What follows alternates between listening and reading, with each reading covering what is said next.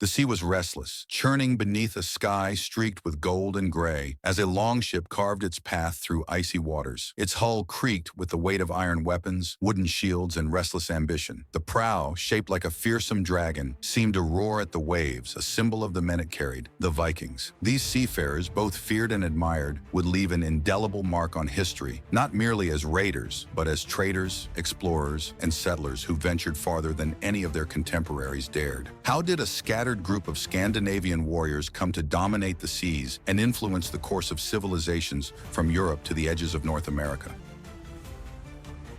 The Viking Age, traditionally dated from 793 to 1066 AD, began with a thunderous raid on the Lindisfarne monastery in northern England. The attack shocked Christendom. Monks described the Vikings as wolves of the sea, whose brutality was matched only by their uncanny skill in navigation and warfare. The harsh Nordic environment bred a people as resilient as the land they lived on. A growing population forced many to look beyond their shores for opportunity. Luckily, Vikings were master shipbuilders, crafting long ships that were swift and sturdy enough to traverse seas, oceans, and rivers alike. These vessels became key to their success, carrying them across treacherous seas and into the heart of foreign lands. Yet, to reduce the Vikings to mere plunderers would be a disservice to their legacy. The early raids, violent and shocking, soon evolved into a more complex web of exploration, trade, and conquest.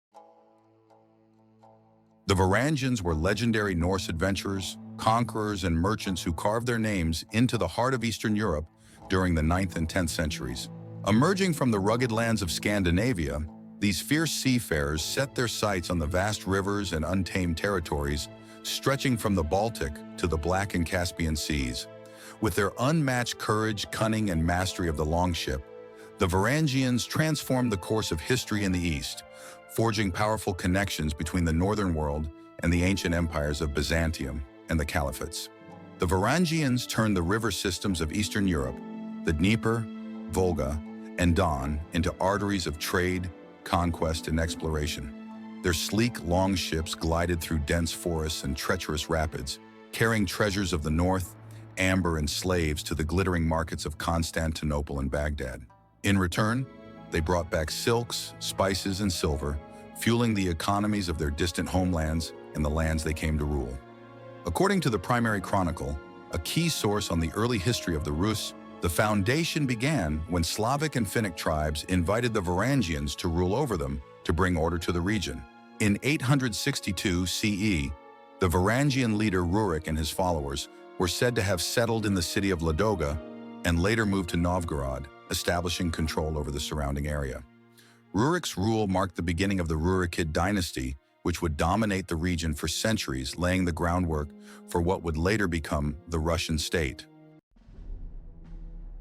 The Varangian Guard was an elite unit of mercenary soldiers serving the Byzantine emperors, renowned for their loyalty, combat skills, and distinctive Norse heritage. Composed mainly of Varangians, Norsemen who ventured into Eastern Europe, the Guard became one of the most celebrated military formations of the medieval world, blending Viking valor with Byzantine sophistication. The Varangian Guard's origins can be traced to the late 10th century. In 988 CE, Vladimir the Great, ruler of Kievan Rus, provided Emperor Basil II with 6,000 Varangian warriors as part of an alliance sealed by Vladimir's conversion to Christianity and his marriage to Basil's sister. These Norse warriors became the foundation of the Varangian Guard, replacing unreliable native troops and providing Basil with a fiercely loyal and formidable personal army. The Varangian Guard served as the Byzantine emperor's personal bodyguard and as a crack military unit in critical battles. Their loyalty to the emperor was legendary, rooted in their status as outsiders with no ties to local politics. Armed with their iconic two-handed axes, the Varangians were known for their ferocity in battle. They also carried swords, spears, and shields, combining their Viking fighting traditions with Byzantine discipline and tactics. The Varangian Guard played a vital role in many significant Byzantine military campaigns. They were often deployed in the most dangerous situations, where their courage and combat prowess turned the tide of battles. Notable examples include the Battle of Beroia, 1122. The Varangian Guard helped Emperor John II Komnenos secure a decisive victory against the Pechenegs. The Crusades. Members of the Guard fought alongside Byzantine forces during various crusading campaigns, defending the empire from both external threats and internal rebellions. When not on the battlefield, the Guard served as the emperor's protectors, accompanying him in public appearances and guarding the imperial palace. By the 9th century, Viking expeditions extended beyond England. The Norsemen sailed west to Ireland and Scotland, establishing settlements like Dublin. To the south, they ventured into Frankish lands, making their way across the Seine River to even besiege Paris itself with a fleet of about 120 longships and thousands of warriors. Repeated Viking incursions into Frankish territory led to a significant turning point in 911 AD. To end the relentless raids and establish a more stable relationship, King Charles the Simple negotiated with the Viking leader, Rollo. This agreement, known as the Treaty of Saint-Clair-sur-Epte, granted the Vikings control of a large territory in northern France, which became known as Normandy. The treaty allowed the Frankish king to stop the incursions from the north, and in exchange, Rollo became a vassal feudal lord of the king and adopt Christianization. Rollo's descendants would live in these lands for years and would soon have a decisive role in history.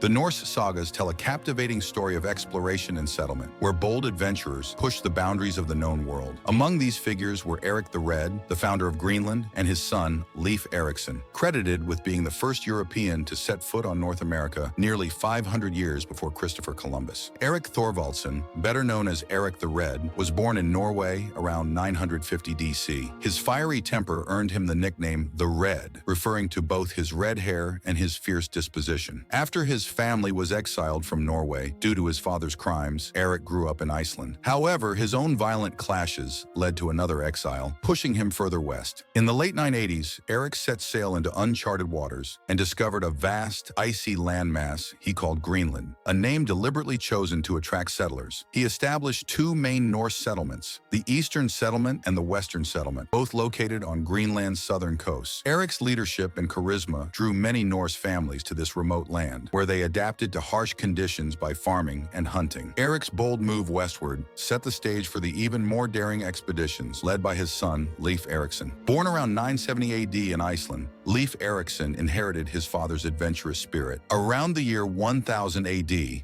inspired by tales of lands further west, Leif embarked on a voyage to explore these mysterious territories. Leif and his crew sailed west from Greenland and made landfall at several locations, which the Norse sagas identify as Helluland, Markland, and Vinland. In Vinland, the Norse built a small settlement where they spent the winter. However, the settlement was short-lived due to conflicts with the indigenous peoples, referred to as Skrælings in the sagas, and the logistical challenges of maintaining such an outpost. The Viking Age came to a close with the rise of centralized Christian kingdoms in Scandinavia. Kings like Harald Bluetooth and Olaf Tryggvason converted their realms to Christianity, reshaping Viking society. By 1066, the year of the Norman conquest of England, the Viking way of life had largely faded into history, but their legacy persisted, etched into the sagas, the place names, and the genetic makeup of the lands they had touched. Today, the image of the Viking, the fierce raider, the intrepid explorer continues to captivate imaginations. Archaeological discoveries like the Oseberg ship and the Lonceau Meadows site in Newfoundland remind us of their extraordinary journeys. Yet their story is more than one of conquest. It is a tale of resilience, curiosity, and a restless desire to push boundaries. The Vikings were not just the wolves of the sea, but the architects of connections, builders of bridges between worlds that were once isolated.